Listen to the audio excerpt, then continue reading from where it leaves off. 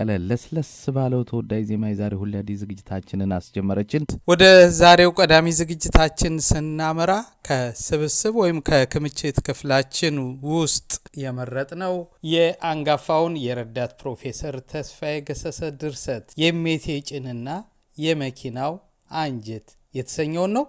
ይህንን ድርሰት ረዳት ፕሮፌሰር ተስፋዬ ገሰሰ በራሱ ድምጽ የተረከውን ጋበዝናችሁ።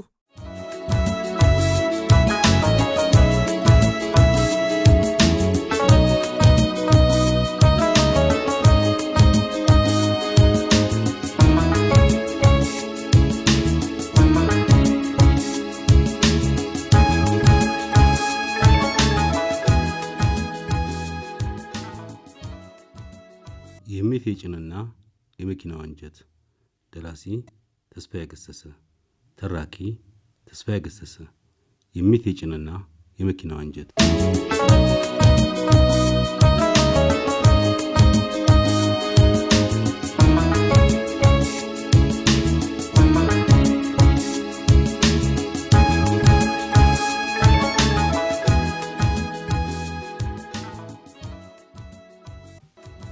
ሉዊ የዳረቶ ልጅ ነው። የቤት ውልድ ነው።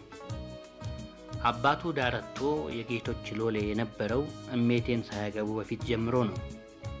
ጌቶች ከጠላት በፊት የፈረንጅ ትምህርት ለመቅሰም እድል ካገኙት ጥቂት ኢትዮጵያውያን መካከል አንዱ ነበሩ።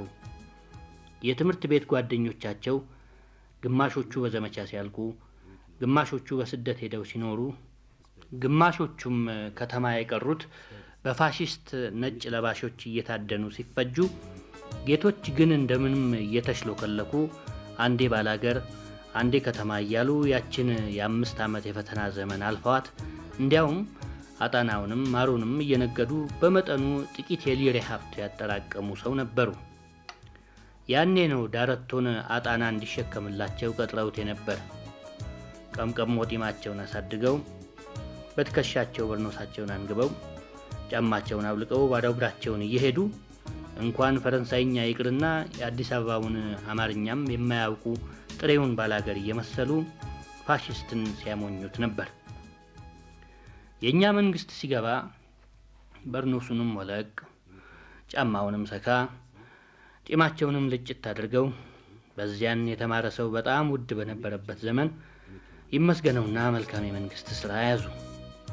ዳረቶም የቤት አሽከራቸው ሆኖ በደሞዝ ተቀጠረ።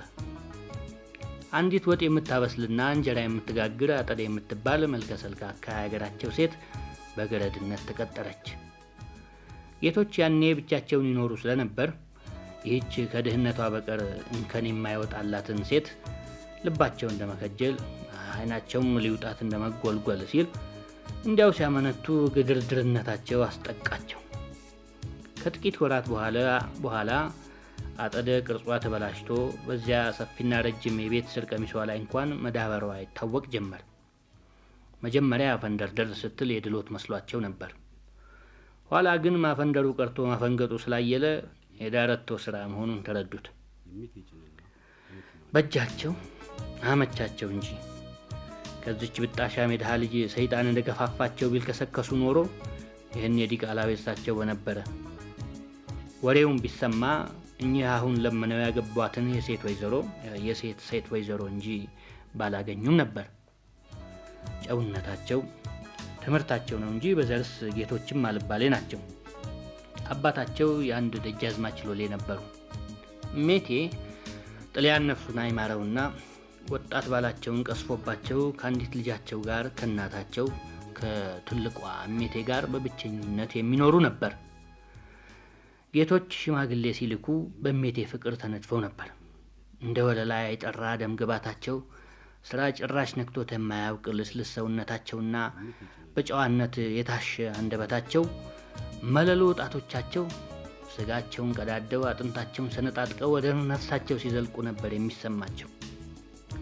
ትልቋ ሜቴ ልጃቸውን ለአንድ ላልባሌ ልጅ ለመስጠት ቅር ቢላቸውም አንደኛ ሰውየው ከፍተኛ የመንግስት ስራ በመያዛቸው፣ ሁለተኛ ወረቱ የነሱ ስለነበረና ርስትም በብዛት ባይኖራቸው ጥሬ ገንዘብ ስለማይጠፋቸው፣ ሶስተኛ ወዲያና ወዲህም ብለው ጥሬያን ጊዜ ባክኖ የቀረውን ገባር የሚጫወትበትን መሬቶቻቸውን ለመመለስ ጠንካራ ክንድ ስለሚያሻቸው የሽማግሌዎችን ምክር ሰምተው ልጃቸውን ሰጡ። እሜቴም የሙት ባላቸውን ድክ ድክ የምትለው ልጃቸው ታስታውሳቸውም ገና የሩካቤ አፍላ ያልበረደላቸው ስለነበረ በአዲሱ ትዳር መዋጥ ጀመሩ። ያኔ ሉዊ ገና የሚድህ ሕፃን ነበረ። ፊቱ ምንም እንዳባቱ ጉጭማ ቢሆንም ፍፍት ያለ የክንዶቹና የእግሮቹ ስጋ እንደ ምቹ ትራስ ጥፍጥፍ ያሉ ብቆ ብቻ አጥልቆ የጥልያን ሰዓሊዎች ከሚያሳዩቸው ግፍልፍል የመላእክት ሕፃናት አንዱ ይመስል ነበር። ለሜቴ ልጅ ለቱቱ ይሰራ የነበረውን ምግብ ትርፍራፊ እየተመገበ ሜቴ ከመጡ ወዲህ እንዲያውም ይበልጡን እየፋፋና እያደገ ሄደ። ጌቶች አንድ ቀን ሳሎን ቤት ውስጥ ተቀምጠው ሳለ የዳረቶ ልጅ ከወለሉ ላይ ብድግ አለና አንድ እጁን ወደ ኋላ አድርጎ ተንገዳግዶ ብዙ ጊዜ ሲቆም ቢያዩት እንዴ ይሄማ ሉዊ ናፖሊዮንን መሆኑ አይደለ እንዴ ያሉ የተማሩት የፈረንሳይኛ ታሪክ ክሩ ሳይሆን ስሙ ብቻ ውል እያላቸው እውነትም ሉዊ ያሉ ሜቴ ቀበል ብለው ከእንግዲህ ወዲህ ስሙ ሉዊ ዳረቶ ይሆናል። ሜቴ በአመታቸው ወንድ ልጅ ዱብ አደረጉ። ሉዊ ተረሳ። የቤተሰቡ ሁሉ ብርቅ ማሙሽ ሆነ። ሉዊ ጡት ከተወና በእግሩ ራሱን ችሎ መራመድ ከቻለ ወዲህ እናቱ እንኳን ዘወር ብላ የምታየው አልሆነችም። ጊዜ አልነበራትም። ሜቴ ሁለተኛዋን ልጅ ሲደግሙ ረዳት ሰራተኛ ባለመቀጠሩና ስራውም ያለመጠን ከመብዛቱ ይልቅ የሜቴ ባህሪ ቁጡና ተለዋዋጭ ስለሆነባት አጠደ ቤቱን ለቃ መሄድ ግድ ሆነባት። ሉዊን ለአባቱ እዚያው ተወችለት። የሜቴ ልጆች እየተደጋገሙ ሲጨመሩ የእነሱን ልብስና እግር ማጠብ የሉዊ ተግባር ሆነ። ከፍ ሲልም የወለል ማጠብ፣ የሳህንና የብርጭቆ ማጠብ ስራ ተጨመሩለት። ብቻ እሱ ሲያጥብ ቢሰብር ኩርኩም ይቀምሳል። እነማሙሽ ሲቦርቁ ቢሰብሩ ግን ዝም ይባላሉ። የነማሙሽ እግር አዋራ ሳይነካው በጫማ ተሸፍኖ ቢውልም ማታ ማታ ሳይታጠቡ አያድሩም። ሉዊ ጎህ ሲቀድ ተጠርቶ የልጆቹን ሽንት የያዙ ፖፖች ከሚደፋበት ጊዜ ጀምሮ እነጌቶች እስከሚተኙበት ሰዓት ቂጡ መሬት ስለማይነካ ብዙውን ጊዜ ራሱን እግር ለማጠብ ጊዜ አይኖረውም። የጆንያው ፍራሽ ላይ ቁጭ እንዳለ እንቅልፍ ፈንግሎት ይሄዳል። የሉዊ የልጅነት ህይወት በዚሁ ይጠቃለላል። ቀን ስራ፣ ሌሊት እንቅልፍ። አልፎ አልፎ ጉንፋን ከመያዙ በቀር ሌላ በሽታ አያውቀውም። ግን መቀጨጩ አልቀረም። ማሙሽ እንኳን ከኋላው ተወልዶ በ5 ዓመቱ ሉዊን በ7 ዓመቱ በቁመት ቀደሙ። በአባቱ ወጥቶ ነው ተባለ። ዳረቶ ከ5 ጫማ የሚበልጠው በጥቂት አጥቅ ነበር። ለሉዊ ግን የቁመቱ ማጠር በጀው። የማሙሽን እያደገ ሲሄድ ማሞ ብቻ ተባለ። ውራጅ ለማግኘት በቃ። በእግሩም ጫማ ተሰካበት። ዘወትር ትዝ የሚለውና የማይረሳው የልጅነቱ ድርጊት ይህ ነበር። አንድ ቀን አባቱ እየወሰደ ሁልጊዜ የሚያጥበውና በወረቀት እየጠቀለለ እነጌቶች ሽንት ቤት የሚያስቀምጠውን ፊኛ መሳይ ላስቲክ አገኘ። ያንን እነፋለሁ እያለ ሲታገል ማሙ መጥቶ ቀምቶት ወደ ቤት ገባ። ጌቶች ልጃቸው ያንን ዝልፍልፍ ላስቲክ በአፉ ሲያልኮሰኩስ አይተው በጣም ተቆጥተው ማን ሰጠህ ብለው ጠየቁት። ሉዊ አለ። የግርፊያ ማዕት በሉዊ የወረደበት። እነማሞ እየነፉ ከሚጫወቱበት የላስቲክ ፊኛዎች ምንም የተለየ ነገር ስላልመሰለው የቅጣቱ ትርጉም መጀመሪያ አልገባውም ነበር። ኋላ ግን ዳረቶ ጌቶች ልጆች እንዳይበሱ የሚጠቀሙበት ከፈረንጅ ሀገር የሚያስመጡት መድኃኒት ነው ብለው ገለጸለት። የትም ስፍራ የምታምር ፊኛ ወይም በእንግሊዝኛ አባባል ባሉን ተንጠልጥላ ቢያይ ያኔ የተሰረጸበት ፍርሃት ስላልተወው ሉዊ ቀና ብሎ እንኳን ማየት አይደፍርም። ትልቅ ከሆነ እንኳን በኋላ አንዳንዴ በቅዠቱ በርከት ያሉ በብዙ አይነት ቀለሞች የተብረቀረቁ ፊኛዎች እየተንሳፈፉ ወደሱ ሲመጡበት በድንጋጤ እየባነነ መነሳቱ አልቀረም። እነሱን ላለማየት ብቻ ከበዓላት ስፍራ መራቅ ግዴታ ሆነበት። ሁለተኛው ትልቁ የህይወቱ ገቢር የተፈጸመው ወደ 13 ዓመት ግድም ሲሆነው ነው። አንድ የቀትር በኋላ እሜቴ በአትክልት ስፍራ ውስጥ ሆነው የመጀመሪያዋ ልጃቸው ደብዳቤ ያነቡ ነበር። ከሌላ የተወለደች ስለነበረች ደግሞም በጌቶች ብርታት የሟች አባቷ ርስትና ልዩ ልዩ ሀብት በእጇ እንዲገባ ስለተደረገ በተትረፈረፈ ገንዘቧ ወደ እንግሊዝ ሀገር ሄዳ እንድትማር ተልካ ነበር። አንዲት የሜቴ ወዳጅም አጭር ወፍራም የቀይ ዳማ ሞጃ አብረዋቸው ነበሩ። ሉዊ ሻይ እንዲያመጣላቸው ታዞ በቡታ ጋዝ ላይ በጀበና ካፈላ በኋላ ከሞዝቮልድ በተገዛ በውብ የሸክላ ፍንጃል ውስጥ አድርጎ በትሬ ላይ ከነመሰሉ ሲኒውና ከነስኳር ማስቀመጫው ጋር በጥንቃቄ ይዞ ወሰደላቸው። በሁለቱ ወይዛዝርት መሃል ባለው ክብ ጠረጴዛ ላይ ሲያስቀምጠው ጎንበስ ሲል ሜቴን ምናምን በልቷቸው ይሁን እንጃ ቀሚሳቸውን ገለብ አድርገው ሊያኩ ሲሉ ወርቅማው ጭናቸው በሉዊ አይን ላይ አንጸባረቀበት። ምን እንደነካው ሳያውቀው ወገቡ ከጀርባው ከዳው። ክንዶቹ እየተዝለፈለፉ አይኖቹ እየጨለሙበት ሄደ። በግንባሩ ላይ ላቡ ቸፍ ቸፍ እያለ ወጣ። የያዘውን ትሬ ሲለቀው በሁለቱም ቤቶች ላይ ያ የፈላ ሻይ ሲፈናጠቅ፣ ያ የሸክላ ዕቃ መሬት በተነጠፈው ድንጋይ ላይ እየወረደ ሲከሰከስ፣ የነሜቴ ውታ የብሩ ትሬ ኳኳታ እንደ ታላቅ የፈረንጆች ኦፔራ ክሬሼንዶ ሆኖ በጭንቅላቱ ላይ አስተጋባበት። ጌቶች ያኔ ታመው ሆስፒታል ስለነበሩ ከግርፊያው ዳነ። ለምን እንዲህ አደረክ ብለው ሲጠይቁት የተንተባተበ እመቴ ጭጭን ከማለት በቀር ሌላ መመለስ አልቻለም። ከዚያን ቀን ወዲህ ግን ወደሚሰበሩ ዕቃዎች ዘንድ እንዳይደርስ ተከለከለ። ሉዊ የአባቱን ስራ እየተካፈለ ልብስ አጣቢና የበር ዘበኛ ሆነ። እንደ በፊቱ በምሽት ቤት ውስጥ ለስራ የማይፈለግ ስለሆነ አባቱ ማታ ማታ እየሄደ ትንሽ ትምህርት እንዲማር መከረው። በዚህም መሰረት 1 ዓመት ያህል ተመላልሶ ፊደል ለመለየትና ለማንበብ በሰፊውም ባይሆን ስሙን ለመወነጫጨር ያህል በቃ። ጌቶች ይህን ጊዜ ህመማቸው እየጠነከረና እየባሰ ስለሄደ ብዙውን ጊዜ ከቤታቸው ይልቅ በሐኪም ቤት የሚኖሩ ሆኑ። ወትሮም ከዳረቶ ጋር ሜቴም ብዛም ነበሩ።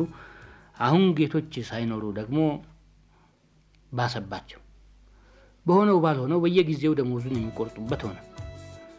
ዝግ ብሎ አጠያይቆ ከአንድ ፈረንጅ ቤት እጥፍ ደሞዝ ስላገኘ አንድ ቀን ዕቃውን ጠቅልሎ ልቡን እየከበደው ይህን ያህል የህይወቱን ዘመን የፈጀበትን ቤት ማንንም ሳይሰናበት ለቆ ሄደ። ሜቴም ለአንድ በር 2 ዘበኛ ድሮም የቅንጦት ነበር አሉ። ጌቶች ግን መሄዱን ሲሰሙ አዘኑ። የአልጋ ቁራኛ ስለነበሩ ለብዙ ዘመን አገልግሎቱ መታሰቢያ የሚሆን አንድ ነገር ሊያደርጉለት ቢከጅሉም አልቻሉም። ሉዊም ለማታው ዘበኝነት ብቻውን ስለሆነና ጥናቱም ስለሰለቸው የማታውን ትምህርት ተወ። ይህን ጊዜ ሁሉ እናቱን አጠደን አይቷት አያውቅም። አንዴ ባላገር ሄደች ብለውት ነበር። ከዚያ ትምጣ ትቅር አላወቀም። አባቱንም ሲጠይቀው ትሙት ትኖር አላውቅም ሲል በግዴለሽነት ይመልስለት ነበር። ጌቶች ከሐኪም ቤት አልጋቸው ላይ እንዳሉ እየከሱና እየመነመኑ ሲሄዱ ልጃቸው ማሞ ደግሞ በቁመቱ እየተመዘዘና በሰውነቱ እየዳበረ ይሄድ ጀመር። አዲስ የተገዛችውን መኪናም 18 ዓመት ሳይሞላው በፊት ይነዳት ጀመር። አንድ ቀን መኪና አስነስቶ ሊወጣ ሲል በሩን ተዘግቶ ስላገኘ 1-2 ጊዜ ክላስ ካደረገ ማንም ሰው ስላልወጣ ደጋግሞ ጥሩምባውን አንባረቀው። ሜቴ ገላይን ታጠባለሁና ባኞውን ለቅለቅ አድርገው ብለውት ስለነበር ሉዊ ጥሩምባውን በመጀመሪያ አልሰማውም። ወዲያው እንደሰማ ቢወጣ ግን ማሞ ወደ ውጪ ሊወጣ እንጂ ከውጪ የሚመጣ እንግዳ ስላልሆነ ሳይሮጥ ዝግ እያለ ወደ በሩ ተራመደ። የመኪናውን ሞተር ሳያጠፋ ማሞ እሳት ጎርሶና እሳት ለብሶ ወጥቶ አንተ ይሄን ያህል ስጠራህ ምን ያንቀረፍፋል ብሎ 2 ያገጩን በቦክስ ቢያቀምሰው በአፍንጫውና ባፉ ደም ይተፋ ጀመር። ይሄ በጋሪ እየገፋውና እያጫወቱ ያሳደጉት ልጅ እንዲህ አዋርደኝ እያለ በልቡ ታዝቦ ደሙን እየዘራ በሩን ከፈተለት። ትዝብቱን ነው እንጂ መልሶም አለመከላከል በየትኛው አቅሙ። ማሞ እንኳን እሱንና የሱንም 2 የሚውጥ ጅብ አክሎ ነበር። በቅርቡ ሉዊ ለጌቶች አጥሚት ሐኪም ቤት ይዞ ሄዶ ከመኝታ ቤታቸው ውስጥ ከበሩ ጋር ራሱን ደፍቶ ቆሞ ነበር።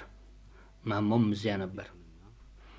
ጌቶች ቀና አሉና ማሞን ባይናቸው ጠቀሱት። ከዚያም አንድ እጃቸውን አውጥተው በማንቀሳቀስ እንዲያዞራቸው አሳዩት። ልቅ ብለው አጥንታቸው ብቻ ነበር የቀረ። ክንዶቻቸውና ጣቶቻቸው በጠወለገና በገረጣ ስጋ የተሸፈነ አጥንት እንጂ እውነት የሰው እጅ አይመስልም ነበር። ቁንጫቸውን ጉድጉድ ብሎ በአጽም ላይ የተለጠፈ አፍንጫና የሚቅሎጨልጭ አይን የያዘ ፊት እንጂ በህይወት ያለ ሰው የያዘው መልክ አልነበራቸውም። ማሞ ከራስጌያቸው ሄዶ እጆቹን ከብብታቸው ስር ሰቅስቆ አስገባና ባዶ ቀፎ እንደሚያነሳ ሰው በቀላሉ እንጥልጥል አረገና ፊታቸውን ወደ ግድግዳው አዙሮ አስተኛቸው። ሉዊን ያስገረመው እንደዚያ ጎምለል ሲሉ ግርማቸው ብቻ እንዳንበሳ የሚያስፈራው ሰው እንዲህ መኮምሸሻቸው ብቻ ሳይሆን የማሞም ጠብደልነት ጭምር ነበር። ጌቶች አረፉ። የቀብራቸውን ስነ ስርዓት አጠደ ብታይ ይህ ዓለም እንጂ ሞት አይደለም ትል ነበር። የመኪናውና የለቀስተኛው ብዛት ስፍር ቁጥር አልነበረውም። ለቅሶ የማያውቁበት ልጆቹ አንዳንዴ ጣልቃ እየገቡ ያንበጫርቁት ነበር እንጂ ግሩም የሆነች አልቃሽ ተቀጥራ ስለ ጀግና ሞት የሚደረደሩ ግጥሞችን እያወረደች በዙሪያዋ ከበዋት የቆሙትን ሴት ወይዛዝርት ስታስረገረግና ውይ ውይ ስታሰኝ ዋለች። ሜቴም ደረታቸውን ቢጥሉም ራሳቸውን ስላልጣሉ ነካ ነካ እንጂ እንደ ማይምኖች ስላልደለቁት ቀላ እንጂ አልተላጠም። ያለቀሱበት ጉሮሯቸው ግን ዝግት ብሎ ድምጻቸው ጠፋ። በቀብሩ ላይ ትንሽ ድምቀትና ለውጥ ከሰጡት ባህሪያት አንዱ የዳረቶ ለቅሶ ነበር። ጭንቅላቱን ይዞ እየተንጎራደደ በጎርናና ድምፁ ጌታዬ ጌታዬ ሲል ለሴቶቹ ሰላላ ድምፅ መልካም ደጀን ነበር። ሉዊም አባቱን እየተከተለ ባይጮህም አፍንጫውና አይኖቹን መሞሸቁ አልቀረም። በግቢያቸው ውስጥ በተጣለው ትልቅ የግቢ ድንኳን ውስጥ ከየመሳፍንቱና ከቤተ መንግስቱም ሳይቀር የሚጎርፈው ዝን እየተተረፈረፈ ትልቅ ግብር ሲገባ 3 ቀን ቆየ። ትምህርቷን ጨርሳ ይሁን ለእንጀራ አባቷ ልቅሶ እንጃ የሜቴ የመጀመሪያ ልጅ ከፈረንጅ ሀገር ጌቶች እንደሞቱ ሰሞን መጣች። ከንፈሯን ቀይ ተቀብታና ሱሪ ታጥቃ ነበር የመጣችው። ሉዊ ጫማዋን ሊስም ቢጠጋት ጭራሽ አላወቀችው። በልጅነቷ ስለነበር ሄደችው አይፈረድባትም ሲል ሉዊ በልቡ ይቅርታ አደረገላት። እሱም ያችን ድንቡጭ ያለች ፍንድቅድቅ ቦራቂ የ8 ዓመት ልጅ እንጂ እንዲህ ፊቷ በእድሜ ይሁን በማወቅ ጥጥር ያለ ቂጧ ወደ ኋላ ፍንድር ያለ እችን መቀነቷን የፈታች መሰል ልጃገረድ ሌላ ስፍራ ቢያያት ኖሮ የድሮዋ ቱቱ ናት ለማለት ባልቻለ። ይሁንና ከዚህ ከኖረበት ቤት እንዲሰናበት መነሻ ምክንያት የሆነችው ይህች ከሁሉ ሕፃናት አስቀድማ አብሯት አፈር እየፈጨና ትራፊዋን እየተመገበ ካደገው ውብ ሕፃን ውስጥ የበቀለችው ወንድሎ ሆነች። ጌቶች እንዳረፉ ለአርባውም ለተዝካሩም ስራ በዝቶ እየተማረሩ የቤት አሽከሮች እየለቀቁ ወጥተው ነበር። አንዲት ተመላላሽ እንጀራ ጋጋሪና ሉዊ ብቻ ቀሩ። አንድ ቀን ሜቴንም ልጃቸውን ለመጠየቅ የመጡ እንግዶች በሳሎን ተቀምጠው ሳለ የሚጠጣ ነገር የሚያቀርብ ሰው ስለጠፋ ሉዊ ዊስኪና ብርጭቆች ይዞ እንዲመጣ ታዘዘ። ሙሉ የዊስኪ ጠርሙስ፣ የአምቦ ውሃና 4 ብርጭቆች ይዞ ሲገባ ቱቱ ሕፃን ሆና ታጠልቀው እንደነበረው ዳሌዋ ላይ የሚቀር ጥብቁ አይነት ሚኒስከር አጥልቃ እግሮቿን አጣምራ ተቀምጣየ። እዚያው እንደቆመ እንደ ሎጥ ሐውልት ሆኖ ቀረ። ተነስታው ልትረዳ ብላ እግሮቿን ነቅነቅ ስታደርግ ያቺው የተቀረችውን ጨርቅ ወደ ላይ ስብስብ ስትል ቢያይ የያዘውን ሁሉ ለቀቀው። እንዲያው ሆን ብሎ እጆቹን አንስቶ ወለሉ ላይ የከሰከሰው ነው የመሰለው። ከሁሉ የሚያስገርመው ደግሞ ጎንበስ ብሎ እንደ ማንሳት ፈንታ እዚያው እንደ ጅብራ ተገትሮ የእሜቴ ጭን እያለ መንተባተቡ ብቻ የሉዊ መጨረሻ ሆነ። እሜቴ አንስተው 15 ብር ሰጡትና ከግቢ ፊትህን እንዳላየው ብለው አባረሩት። በአንድ ትንሽ አሮጌ የካርቶን ሻንጣ ውስጥ ልብሶቹን ሲያክት 10 ብር ለየና በአንደኛው ሱሪ ኪስ ውስጥ ከቶ አጣጠፈና አስቀመጠው። የተቀረውን 5 ብር በሸሚዙ ኪስ ውስጥ አድርጎ ሻንጣውን አንጠልጥሎ ከግቢው ወጣ። ጊዜው ወደ መምሸት ተጠግቶ ስለነበር አባቱ ወዳለበት ወደ አሮጌው አውሮፕላን ማረፊያ እንዳይሄድ ልቡ ተሳነፈ። ደሞም ትክክለኛውን አድራሻ ለይቶ ስለማያውቀው አጉል የማያውቀው ሰፈር ሄዶ እንዳይጠፋ ሰጋ። የሚሄድበትን ሳያውቅ ጎተት ጎተት ሲል እግሩ አሮጌው ቄራ ወደሚባለው ሰፈር ወሰደው። ከዚያ ወደ ግራ የምትታጠፍ የኮረኮንች መንገድ ጥግ አጥር ላይ ተንጋዶ የተጻፈ ጽሑፍና ወደ ውስጥ የሚያመለክት ቀስት የያዘ የካርቶን ቁራጭ ተመለከተ። እዚያው ብዙ ጊዜ ቆሞ እያንዳንዷን ፊደል እየቆጠረ ጽሑፉን ለመለየት በቃ። ጥሩ የማር ጠጅ አለ የሚል መሆኑን ሲገነዘብ ራሱን አነቃንቆ 1-2 ብርሌ ብስብ አንጀቴን ያረሰኛል ብሎ አሰበ። ቀስቱን ተከትሎ ወደ ኮረኮንቹ መንገድ ገባ። ትንሽ ራመድ እንዳለ ከመንገዱ ዳርቻ በተሰራች ትንሽ የጭቃ ቤት ውስጥ አረንጓዴ አግዳሚ ወንበሮችና በዚያው ትይዩ ያንኑ የሚመስሉ አግዳሚ ጠረጴዛዎች ተደርድሮ አየ። በበሩ አኳያ አንድ ነጭ ማንቆርቆሪያ በጠረጴዛው ላይ ተቀምጧል። ወዲያው ከክፍሉ ውስጥ የሚወጣው የጠጅ ሽታ አፍንጫውን አወደው። በቀጥታ ገብቶ በአንድ ጥግ ሄዶ ተቀመጠ። ክፍሉ ውስጥ ማንም ሰው አልነበረም። ወዲያው ከጓዳ ውስጥ አንድ ወፈር ጠና ያሉ ሴትዮ መጡና አንድ ብርሌ ከፊቱ አድርገውለት ማንቆርቆሪያውን አንስተው ከአንገቱ ተርፎ እስኪፈስ ድረስ ቢጫውን ጠጅ ሞልተውለት ምንም ሳያናግሩት ወደ ስራቸው ወደ ጓዳው ውስጥ ተመለሱ። የጓዳውን በር ግን ገርበብ አድርገው ተውት። ከጓዳው ውስጥ አንድ ሁለት ቀይ ቆሻሻ ግምጃ ጨርቅ የለበሱ በርሜሎች ተመለከተ። እዚያ ውስጥ ነው የሚጠነስሱት ሲል አሰበ። ለጌቶች ተስካር በማድ ቤት ውስጥ ተኮልኩለው የነበሩትን ተሹመው ነው የሚባለው በርሜሎች ትዝ ብለውት ሉዊ እዚያ ምን ያህል እንደተቀመጠ አላወቀውም። ብቻ ሰዎች ሲገቡ ሲወጡ እንደነበር ትዝ ይለዋል። አንዴም ክፍሉ መቅመቅ ብሎ በሰው ጫጫታ ደርቶ እንደነበር ያስታውሳል። ኋላ ግን መጀመሪያ ሲገባ እንደነበረው ሰው ሁሉ ሙልጭ ብሎ ወጥቶ ብቻውን ተቀምጦ ቀረ። ሴትዮዋ መጡና ታዲያ ሲሳበውን ከፍሎ ቤቱ አይገቡም? ሰዓት እኮ አልፈዋል ብለው ሲያናግሩት ከደነዘዘበት ስፍራ ተነቃነቀ። ምንም ሳይናገር ከኪሱ ውስጥ 5 ብር አወጣና ሰጣቸው። እሳቸውም ወደ ጓዳ ሄደው 3 ብር አምጥተው መልሰው ሰጡት። ያንን ኪሱ ሲያደርግ ድንገት በኃይል ፊኛው ተወጥሮ ስለተሰማው እየተንገዳገደ ተነስቶ ከጠረጴዛው ጋር እየተጋጨ ወደ ውጭ ወጣ። ከዚያ ዓለሙ ሁሉ በጨለማና በጸጥታ የተዋጠ አካባቢ ሁሉ እንደ አዙሪት የሚሽከረከረበት ሆኖ አገኘው። በእርግጥም ሌላ ዓለም ላይ እንጂ በዚች ተወልዶ ባደገባት መሬት ላይ የቆመ አልመሰለውም። ድንገት ሞቼ ነፍሴ ትሆን ሰማይ የሄደችው ብሎ አሰበ። ከዚያ የሆነውን አያውቀውም። ማለዳ ጠዋት ከአሮጌው ቄራ ወደ ኦርማ ጋራጅ በሚወስደው መንገድ ዳርቻ ጥቂት ሕዝብ ተኮልኩሎ አንድ ነገር ይመለከታል። በመንገዱ ዳር ቴሌኮሙኒኬሽን ይሁን ማዘጋጃ ቤት እንጃ ቦይ የቆፈረ በመንገዱ ጥግ ላይ የቆለለው ቀይ አፈር ተከምሮ ይታያል። ከቦዩ ውስጥ ከአንገቱ በታች መላው ሰውነቱ ተቀብሮና በአፈር ተሸፍኖ ጭንቅላቱና ፊቱ ብቻ ከላይ እንዲታይ ተደርጎ የተጋደመ ሰው ነበር። ገድለው ቀብረውት ሄዷል ይላል አንዳንዱ። ሰክሮ ነው ይላል ግማሹ። ፖሊስን ጥራ ሆይ ፈጣሪ፣ እናቱ እንዴት ትሆን? ከያቅጣጫው በሚወረወረው አስተያየት መሃል አንደኛው ሰውዬ ቦይ ውስጥ ወረደና የተጋደመውን ሰው ግንባር ነካው። ተዋትንካው ፖሊስ አንተን ይዝሃል ኋላ የሚያስፈራራ ድምፅ አስጠነቀቀው። ሰውየው ቀና ብሎ አየውና አልሞተም እኮ ነፍሱ አለ ሲል መለሰ። ወዲያው አጎነበሰና የሸፈነውን አፈር ከሰውነቱ ላይ መጥረግ ጀመረ። ይህን ጊዜ ሁሉ ሰውየው ምንም አልተነቃነቀም። ጠርጎ ሲጨርስ የተጋደመው እግዚአብሔር እንደፈጠረው እርቃኑን ሆኖ ተገኘ። አፈሩን የጠረገለት ሰውዬ ከቦዩ እንጣጥ ብሎ ወጣ። ከዚያ ጥቂት ተጋድሞ እንደቆየ በድኑ ቀስቀስ አለ። አይኑንም ከፈተ። ሉዊ የሰው ማዕት ከበላዩ ከቦት ተመለከተ።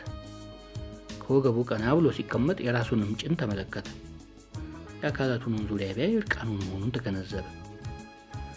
ድግ አለና ቀጥ ብሎ ቆሞ ሰዎቹን አተኩሮ እየተመለከተ ባለው ድምፅ ኃይል የሜተጭን ብሎ ጮኸ። ሰዎቹ ፈግፈግ አሉ። የሜተጭን! ድምፁ ጠራ ስላለ የበለጠ ጮኸና እንጣጥ ብሎ ከጉድጓድ ውስጥ ወጣ። አንዳንዱ ሰው እየፈራ ሸሸ። እሱ ግን ማንንም አልተተናኮለም። የሜተጭን እያለ እንደ ጠርሙስ ፈላጊ እየተጣራ ጠርሙስ ያለው ቁልቁል መንገዱን ቀጠለ። እብድ ነው እያለ የተሰበሰበው ሕዝብ ወደ የስራው አመራ። ሉዊ እዚያች ኮረኮንች መጣጠፊያ ጋር ሲደርስ የጥሩ ጠጅን ምልክት ተመለከተ። ታጠፈና ከቤቱ ዘው አለ። እንደ ትናንትና ማንም ሰው አልነበረም። እዚያው ተቀመጠበት ጥግ ቢሄድ ከወንበሩ ስር ያኖረውን ሻንጣ እንደነበረ አገኘው። ከፈተውና ያለውን ልብስ ሲያጠልቅ ሴትየዋ ከጓዳው ውስጥ ወጡ። በሁናቴው ተደንቀው ለብሶ እስኪጨርስ ድረስ ዝም ብለው ይመለከቱት ጀመር። እሱም ልብሱን ካጠለቀ ወዲያ እዚያው ጥግ ምንም ሳይናገር ቁጭ አለ። ልጄ ጠጅ ገና አሁን ሳይነጋ በሰጥህ አንጀትህን ይበጣጥሰዋል፣ ባይሆን ትንሽ ቁርስ አርግና ጠጣ ብለውት በሳህን ላይ እንጀራና ወጥ አድርገው አቀረቡለት። ሉዊም ያንን እየጎረሰ የሆነውን አጫወታቸው። ሴትየዋም እያዘኑ እኔ ደህና ነህ ብዬ ነው እንጂ መቼያን ሰዓት እንድትወጣ አድርግህ ነበር። ዛሬ ዘመኑ ክፉ ነው፣ በሕይወትህም መተዋቸው እግዚአብሔር ለልህ ነው አሉት። ከዚያም ስራ እንደሚፈልግ ነግሯቸው እስኪያገኝ ድረስ ያችን ሻንጣና ከኪሱ የነበረችውን 10 ብር እንዲያስቀምጡለት ጠየቃቸው። ሰራተኛስ እኔ መፈልግ ነበር፣ አመልህ ጥሩ ከሆነ እኔን እዚሁ የቤት ስራ እየረዳኸኝና ጠጅ እየቀዳህ ተቀመጥ፣ በወር 10 ብር እከፍልሃለሁ አሉት። ሉዊ ከዚህ የበለጠ እድል አያጋጥመኝም ብሎ ለመልካሟ ሴትዮ አሽከርነት አደረ። ሉዊ በዚህ ጠጅ ቤት ከ1 ዓመት በላይ ሲኖር በብዙ ተደስቶ ነበር። ብርሌ እየሰበረ ስላስቸገረ ጠጅ መቅዳቱን ትቶ ወደ ማድ ቤትና ወደ እንጨት መፍለጥ ስራ እንዲዛወር ቢያደርጉትም አልከፋውም። እስኪጠግብ ይበላል። በምሽትም ጠጪው ሰው ጨርሶ ከሄደ ወዲያ ለብቻው 3 ብርሌውን ቀንሶ ይጋደማል። የወር ደሞዙ መቼስ እዚያው ለሜቴ ነው የምትመለሰው። አንዳንድ ሰካራም ለመበጥበጥ ሲሞክር አስወጣ እየተባለ መገፋተር ስለተማረና በመጠጥ ቤቱም ውስጥ አልፎ አልፎ ረብሻ ሲነሳ በገላጋይነትም በጎንታይነትም ልምምድ ስላደረገ እንደ ጥንቱ ወኔው በመፍሰስ ፋንታ ወንድነት እየተሰማው የልብ ልብ እያገኘ ሄደ። በየባቡር መንገዱም ላይ ደብተራቸውን ይዘው ጭናቸውን እያሳዩ የሚሄዱ ልጃገረዶችና በየበሩም ላይ ቁምጣ ቀሚስ እየለበሱ የሚቆሙ ሴተኛ ዳሪዎች ስለበረከቱ የጭን አይነ ጥላውም እየተገፈፈለት መሄዱ አልቀረም። ግን ጠጁም የልብ ልብ ስሜቱም ተዳምረው አንድ የአውደ ዓመት ዕለት ወፈፍታውን የሚቀሰቅስበት አጋጣሚ ስላገኘው የህይወቱን መጨረሻና ታላቅ ድርጊት እንዲፈጽምና ወደ መጨረሻው እንዲጓዝ አደረጉት። የማዕዶት ዕለት ነበር። በትናንቱ ፋሲካ ዕለት በግ ሲያርድ ስጋ ሲከትፍና ሲዘለዝል ሜቴም ገበያ ስለበዛባቸው ወጥ ሁሉ ሲሰራ ምንም ሳያርፍ በጣም ስላገለገለ ሜቴ ተደስተው ማታ ሲተኛ ደህና ቁራጭ ስጋና ጠጁን ከነማንቆርቆሪያው ሰጡት። በዚያ በትልቅ ብልት መለያ ቢላዋ ስጋውን እያወራረደ ቆርጦ በላና 8 ያህል ብርሌ ቢጠጣም ስለተረፈው ለነገ ትሆነኛለች ብሎ ማንቆርቆሪያውን ራስጌው አድርጎ ተኛ።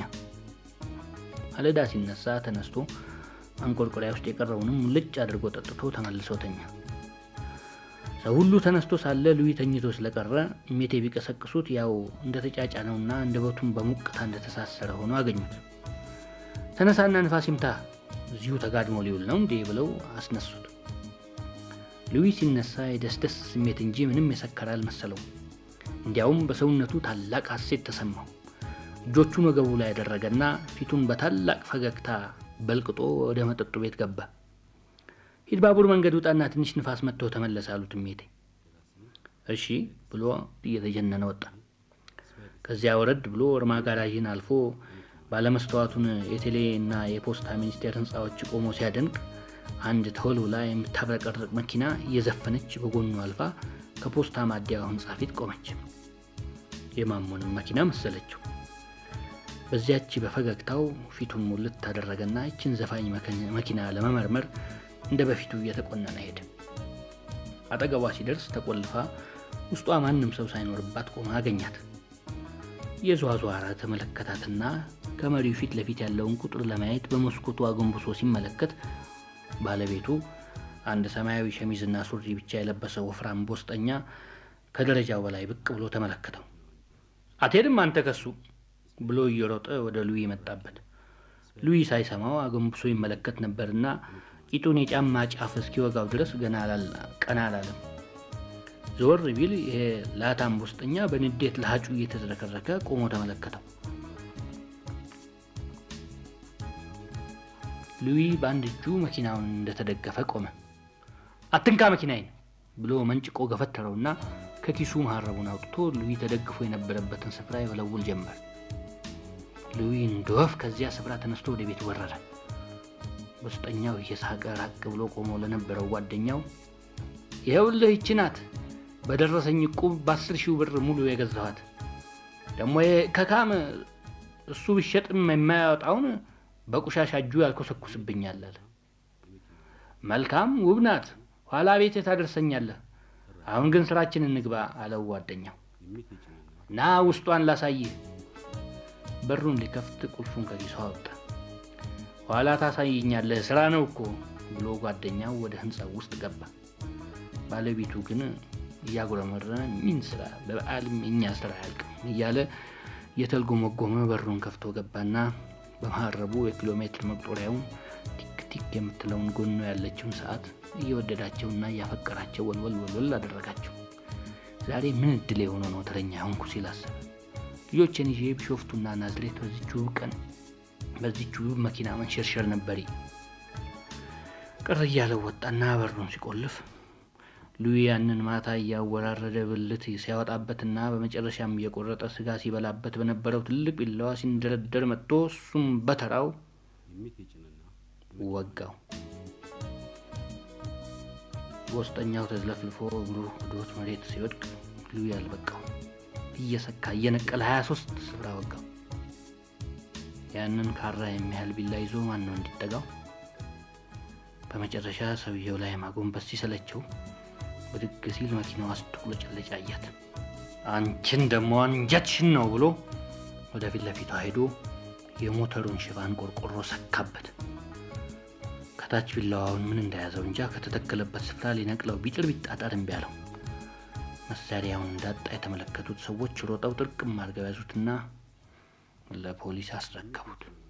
ሉዊ በጽኑ እስራት ውልፍች በማታሰኝ ክፍል ውስጥ ለብቻው ተቀምጦ ዕለተ ሞቱን ሲጠባበቅ ከጸጥታው የተነሳ አንዳንዴ ጩህ ስለሚያሰኘው የሜተጭን የመኪናው አንጀት እያለ ይጮሃል።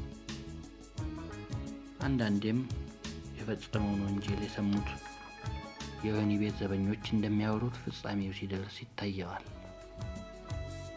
በውስጠኛውን በገደለበት ስፍራ ዘመናዊውን የፖስታና የቴሌ ባለመስተዋት ፎቆች ደጀን አድርጎ የተተከለ በጠማማ ጣና የተሰራ የሰው መስቀያ አለ። በዙሪያው ብዙ ሕዝብ ተሰብስቧል። ሉዊ እጆቹን የኋሊት ታስሮ ጠመንጃ በያዙና ጥቁር ቆብ ባጠለቁ ዘበኞች ታጅቦ ባሮጌ ካሚዮን ሆኖ ይቀርባል። መኪናው ከመስቀያው ስር ሲቆም ዘበኞቹ ወርዱና ዙሪያውን ይሰለፋሉ። ከዚያ አንድ ባለስልጣን ወረቀት ይዘረጋና ለሰበሰበው ሕዝብ አሰቃቂውን ወንጀሉን ያነባል። ከረጭ ባለው ጸጥታ ውስጥ ገመዱ አንገቱ ይጠልቃል። ከዛ ካሚዮኑ አጓርቶ ከስሩ ፈትለክ ሲል ተንጠልጥሎ ይቀራል። ቀኑን ሙሉ ኃላፊ አግዳሚው አስከሬኑን ሲመለከተው ይውላል። በመጨረሻው 12 ሰዓት ሬሳውን ያወርዱና በኬሻ ጠቅልለው በቆሻሻ መጣያ መኪና ውስጥ ይከቱና በጨለማ ከከተማ ውጭ ወስደው ጉድጓድ ውስጥ ይጥሉታል። ይህ ሁሉ ልክ በውን የሆነ እየመሰለው ላብዘፍቅ አድርጎት እዚያ ኩርመች እንዳለ ብዙ ጊዜ ይቆይና መልሶ ነፍሱን ሲዘራ የሜተጭን የመኪናው አንጀት ብሎ ይጮሃል። መጨረሻው ግን እንዲህ አልሆነም። የእግር ብረት እንዲጠለቅለት አማኑኤል ሆስፒታል ገብቶ እንዲኖር ፍርድ ቤት ወሰነለት።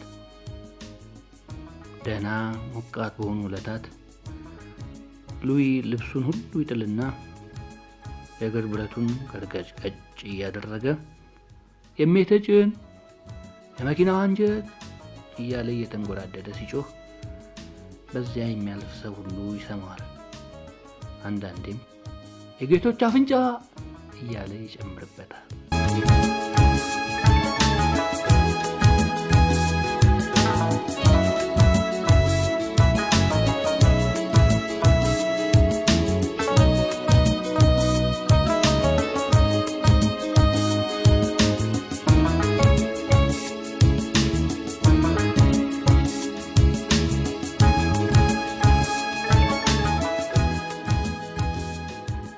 ሁሌ አዲስ የኪነ ጥበብና የመዝናኛ ዝግጅታችን ይሄን ይመስል ነበር። ተወልደ በየነ አስተናግዳችሁ ቆየው። ሳምንት በሌላ ጥንቅር በድጋሚ እስክንገናኝ ደህና ደሩ ብዬ ኢትዮጵያ በክብር ለዘላለም ትኑር።